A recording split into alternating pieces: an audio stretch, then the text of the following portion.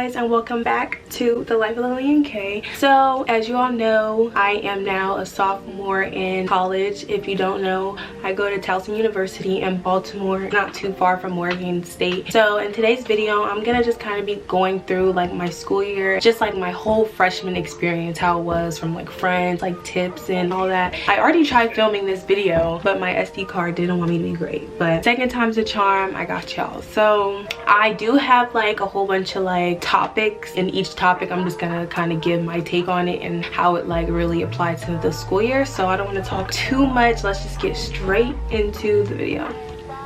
So first up, I have academics and work ethic. I just want to start off by saying college is absolutely nothing like high school. I don't care what anybody says. Nobody ever told me that it was gonna be like really cutthroat. I mean, I like the thrive that I get from it, but the way college is set up is you'll get obviously a teacher and a course, and that course has like criteria that you have to meet in order to pass the class, obviously. But the difference between high school and college is that in college, like, they know which date everything is gonna, like, they plan it all out strategically. So you really only have like 4 exams, 8 quizzes, and like this many amount of homework. And if you F up at any point, why am I looking down?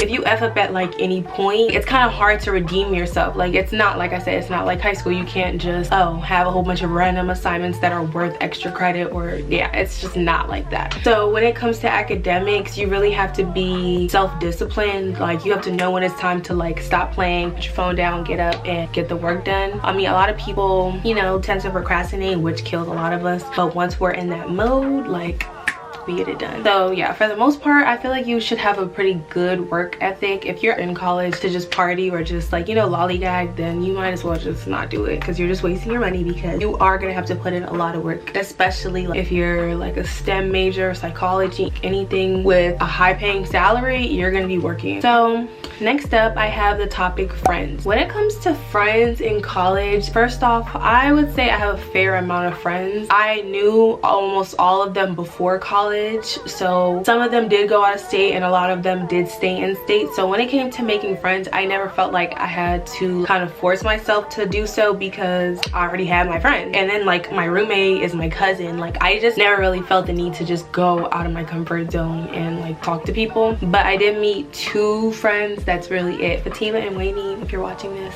hey girls. Yeah, those are the only 2 friends that I made this entire school year. Am I lying? No, I'm not. Of course, you meet a lot of people, you can come across a lot of people, but people that you can actually call your friends, it's kind of hard to say, unless you really, I feel like you're starting fresh, you go to a whole new state, and you're just like really with the ish, like you're really ready to make friends. Then, I mean, you might find a lot. For the most part, I would say kind of just watch your back, because when you come to college, that's when you're going to meet a whole bunch of different people. You'll see whose parents were strict on them, who never had any type of freedom in their life before, people that are crazy, wild, like that will really snake you out. And I'm sure everyone has seen Lifetime movies, just little crazy stories about crazy friends in college. So I feel like everybody knows to just kind of watch your back when it comes to like meeting new people and like randoms. That's really it for real for friends. I just haven't really came across too many. So next up, we have parties. Parties, y'all. Parties, it's like the golden, that's what everybody wants to come to college for, I think. Well, a lot of people do. When it comes to college parties, there's going to be a lot. Like, there's going to be a lot every weekend, every Thursdays. Like, the weekend literally starts on Thursdays. I don't know if it's like that at everybody's school, but not only is the weekend like from Thursday to Sunday, like people really will just host random parties during the week. I feel like you just have to pick and choose the ones that are worth going to. Like, you don't want to be out every single day, because I mean, where are you finding time to like, you know, balance and actually work on stuff that are related to school? But yeah, like not all the parties are going to be worth it. Some you're going to be like, is this really what I was so pressed about in high school? Like, always been a little party girl, so I've experienced my fair share of parties. I've experienced a lot of craziness at parties. So when I came to college, I haven't seen anything that was just like wow to me, aside from like, you know, the Qs and the AKAs, like the sororities and stuff, dancing. I would say those are really the only like things I haven't experienced at a high school party. I would say, I mean, watch your back at parties too, because I do have 2 little stories I'm about to tell y'all, but I've even experienced this outside of college, like shootouts and all that like crazy like Like, I've experienced a lot of that type of stuff, so seeing it in college was not as extreme because I've already witnessed it. And it's sad that I can even say that because like the gun violence is just out of control. But my first story I'm gonna tell you guys is about how I went to my first party and I literally got maced. So I remember it was literally the first weekend of school. Me, my boyfriend, my roommate, my cousin, her best friend, and like 2 more people. I think it was a good amount of us. So we all decided we were gonna go to a party. Like, we had all like just moved into school because we all went to school right next to each other. And we decided we were gonna go to a party. I think we went to one party before and then we went to a different one after, but either way, our final destination was a party in Baltimore. So we get to the party and the place is like packed. First of all, it's not even like a real party venue. Okay, it could be a party venue, but it looked like it was a shopping center. Like, it was those, I guess, venues in the shopping center when like there's not a store there, so people can rent it out for whatever they want to use it. I don't know. So it was just like hundreds of people. Like, I kid you not, there was like 500 plus people outside trying to get into one skinny glass door. So I know this sounds like, really, why didn't you leave? Like, why are you going into danger? But I mean, we was outside. It was summer, the beginning of school, like we were freshmen, so we were going to this party, especially because we had seen it on people's like Instagrams. It looked so lit and stuff, so we were like, yeah, we need to go. So somehow we skipped the whole line. Like, I kid you not, there was endless people, so we skipped the whole line. But in the front of the line there was still like a huge crowd. So in this huge crowd, and mind y'all, I said it was like 6 of us, so like I felt like the 3 girls, like me, my cousin, and like my roommate, we all like slithered our ways to the front. The boys kind of like stayed back, but at some point they just kind of like, you know, gradually moved in. They're not going to be like pressed, so they weren't like running kind of with us, but we were able to get in, right? Not in, but like, so there was like the door, and then there was a second door, and then the parties behind the second door. So the first door, that's where security was, and the owner of the party telling everybody to leave. They wanted everyone that was outside to leave, and they were not letting anyone in at that point. But we were still able to slither our way past that first door. Once we get past that first door, I'm just kind of like, is it really worth it? Like, do I really want to go to this party? Because even if I get past the second door, what if somebody's at the front like trying to tackle me or something? Like, I really was just kind of like contemplating or whatever. So after I just kind of got scared, I ran back out after I got into the front door, and I just went back to my boyfriend or whatever. And at this point, they had already been threatening to mace everybody, telling everybody to back up, go home and stuff, but nobody was listening. I guess everybody thought he was bluffing. So after I ran back out, that was, I guess, his like 2nd or 3rd time threatening to mace everyone if we don't back up. And I turn around and I just feel a big squirt of warm pepper in my eye. Like, it was so warm. Like, I just felt a liquid go swoop. I think it was this eye, I don't even remember, but it wasn't even like it was for me, but like, since I was just in the way and he just started going like that, and I had just so happened to turn around at the wrong time, it literally went straight to my eye.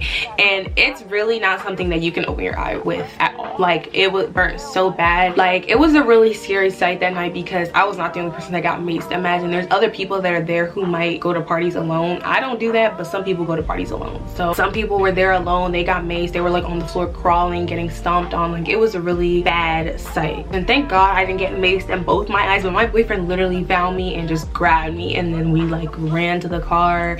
It was burning so bad. Luckily I came with people. After that point, like, all my friends that had went inside, they just left at that point because we're like, whoa, how are we going to enjoy? And half the party's outside, aka me. But we just went to the car. We tried to go to the gas station and get like milk, but I think they only had water. So it was a like really crazy first event. After that event, I still ended up going to another party after. But like, yeah, like, just stay away from the danger. If someone says they're gonna mace you, tase you, pull out a gun, don't hesitate to leave, because they're probably not lying, you know? Or they might be, I don't know, but that was just a really scary experience. So that's the first story. And then the second story is there was literally a shootout on campus, on my campus. Crazy. Another party, another day, but still that first week of school. So this was like the last party, I think, before the semester really started, like the last day basically. And it was up that night. That night there was endless parties parties getting promoted, and we saw like 2 good ones that we wanted to go to. So the first one, we went to it and it was cool, but the people who were hosting the party had some venue issues. I guess they didn't pay for the amount of people that were there, and it was a lot of people, and like the lady who owned the venue, I guess, came and started maxing, kicking everybody out. It was just a little ghetto for me. I don't know, everybody just, at some point, I guess someone said that somebody had a gun, and it was a lie, but it scared everybody. Everybody started screaming, running. My friend was running, her shoe fell off. She had to get this boy to get it for her. Like, that party was just so stressful and pointless. Like, and then on top of that, we had even like snuck in to that party too, because they were trying to make us pay, and we wasn't having that. So that party goes wrong. Then the same party promoters promote a party on our school's campus, because they go to our school, so they promote another party on campus. And I'm like, okay, that's even better. Like, I live on campus, we're gonna go home, just get our life together, and then we're gonna go straight from there and then just come back. So Freedom Square, that's what it was called, the night of Freedom Square, and it was walking distance obviously from my dorm. So me and my roommate, we walked, and I kid y'all not, that was like the party of the century. It was so lit. We were hanging out with everybody. Like, I wouldn't say the whole DMV was there, but like a lot of people that I've seen from so many different areas of the DMV, like different aspects, different points of my life. It was just endless people that I had seen, my cousins, like friends I hadn't seen in years. It was just really fun. And then as soon as the music goes off, all you hear is pop, pop, pop. Like, it was a massacre. It was just so deadly and just scary. Like, I didn't watch anybody die or nothing, but after that, like, I just have also good intuition and just like sense of urgency. I don't know, like when something like that happens, I'm gone. Like, I don't want to be anywhere near. I'm just going to be gone. And so does my roommate, my cousin. Like, we both literally just took off, and the worst part about it was we take off running, and there's a whole pile of people. We trip over them and we fall, both like face first, and her whole face got scraped, her lashes got all pulled out, and they were extensions. It was bad, but we just hopped right back up and dipped. And it was so sad because later that night we actually saw one of the people that got shot, and they were still in shock too. We were in shock. We looked at her and we didn't even acknowledge her because we were just so in shock and confused about what happened. Like, we just looked at each other and just kept walking because we couldn't really fully grasp what we had just witnessed. So yeah, that was a really scary night. After that, I didn't go to any parties on campus for like a long time, and then we were back outside. And when I was back outside, I was checking every entrance, always freaking anxious. I OC had PTSD from that. It was scary. So yeah, for the most part, for parties, really just know who you're going with. Beware of your surroundings. I've seen a lot of girls go crazy with like just acting crazy and all that. So next up, I have the topic freedom and procrastination. I know these are kind of like antonyms of each other. Not really antonyms, but they don't really go together, but you'll see what I mean later. So with college, obviously comes freedom. A lot of people, parents are strict and kind of like try to tie them down when they're in high school or just younger in general, and then when they go to college, they start just wilding out. I feel like parents also just need to have a good balance of disciplining their kids and teaching their kids, because like my mom, she was never really like extremely strict. I just really had to get good grades, and she would give me whatever I want. Didn't care too much about like parties and stuff. She still definitely didn't let me go to just any party. She made sure she knew whose party it was at least, or I was going with my cousins. Like, I would never just be like, oh, I'm going here. Not until like this age. This was the only age I really just started saying, oh, I'm going here, and then she would just say okay. So for the most part, there's a lot of freedom. You just have to, like I said, you have to really know when to cut out all the extra, because with all that freedom you get, you feel like, oh, I don't have an assignment due till Monday, so let me just wait till Sunday to do it. Then you finally decide to attack this assignment on Sunday, and you're missing a part of the assignment, and you can't do it for Monday because you opened it so late, and you can't even really ask your teachers. You can't ask nobody. Like, it's just a lot. There's different things that may come up if you do choose to procrastinate just because you have a lot of time of freedom. But freedom, it's going to come in college. Like, even if it's not your first semester, there's going to be sometimes where you just don't have that many classes that are so hands-on and require a lot of attentiveness. So really just try to stay focused for real. But everyone procrastinates. It's like human nature. You just have to really make sure it's limited, especially if you got a lot to get done. So next up, I have housing. So obviously every school is different, but the way my housing was set up was, as a freshman, you have a couple options. You could obviously live off campus, home or something. You could live on campus, and there's like the premium housing, which was where I stayed, and then there were the standard housing, and those were, some were good but some were bad. So there were just different little options you could choose, but I wanted to obviously stay in a dorm for my freshman experience, and I also recommend people to as well. I mean, I say that because that's like an easy way to make friends and stuff. Like one of my friends that I mentioned from earlier, she's literally like our neighbor, and then you just want to be able to experience like a freshman experience. I mean, who doesn't? I wouldn't recommend getting an apartment your first year because it's like, one, they're expensive. I mean, dorms are too, but like that's just a lot of responsibility your freshman year when you're still trying to navigate through. I mean, I do know people who have done that, but I mean, I just wouldn't recommend it. So with our housing, you had to pay $4,600 a semester, so the total was like $9,000.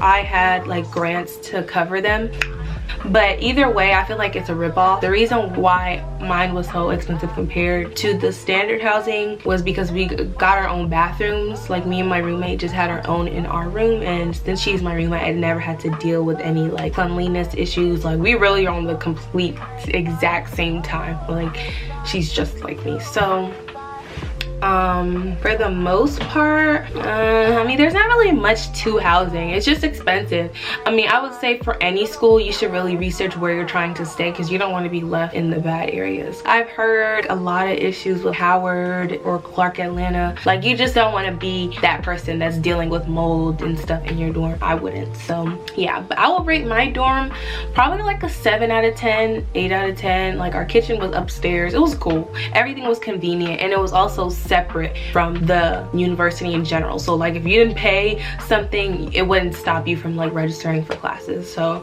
just look for little things like that if you're willing to pay the extra money. That's pretty much it for housing. Next up, we have the dining experience. So the way meal plans or whatever was set up was I had 2 meals a day, which was 14 a week. I mean, obviously I could spread that out whichever way I wanted. I usually do eat like 2 or 3 times a day, but it low-key was a ripoff because the way they calculate one meal, I said one meal, it's like $6 or $5. So let's say you go to Chick-fil-A and you get the sandwich, the fries, and a milkshake. That's pretty much 2 meal swipes, and then you don't just eat one Chick-fil-A meal in a day. Like, what about the other 2 meals or something? Like, you know, it really was only 1 meal swipe if you went to the actual dining hall and not like actual branded stores like Dunkin' Donuts and yada yada yada. Like, it was always more, and I hate that. But it also did come with $50 on the card, so if I did want to use that 1 meal swipe at Chick-fil-A and just pay for my sandwich, I could pay for like the remaining, let's say like $4 of my meal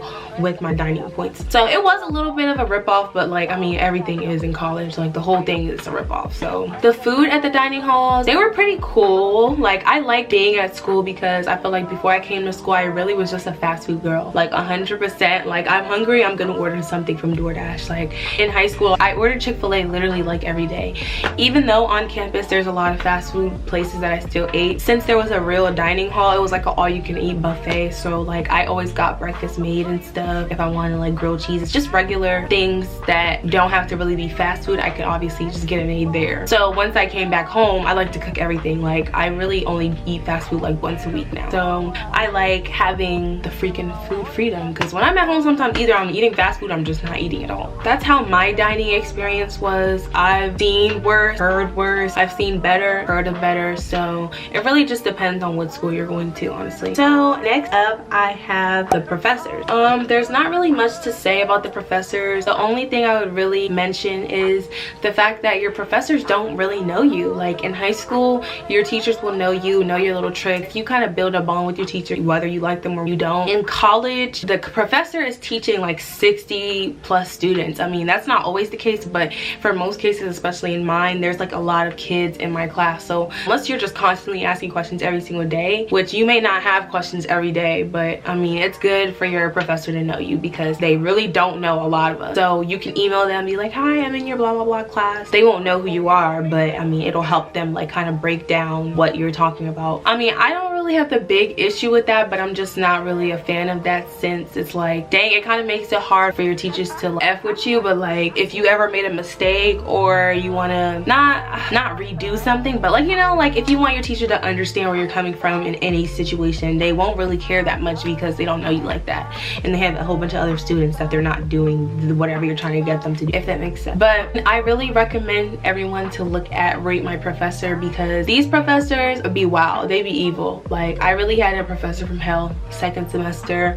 Like, she really just put me on the spot. My first class, it was a chemistry lab class. I need to write her a review on there, because ooh, like, you really need to pay attention and really do some digging on whoever is going to be teaching you, because your grade is really in the fate of their hands. If they're not a good teacher, then you're doomed. That's pretty much it for professors. Just try to get cool with them at least, because when you graduate, if you need them, they'll be there. And lastly, I just have, is it worth it? I mean, I feel like that's the golden question everybody who's not in college really wants to know, especially with TikTok nowadays.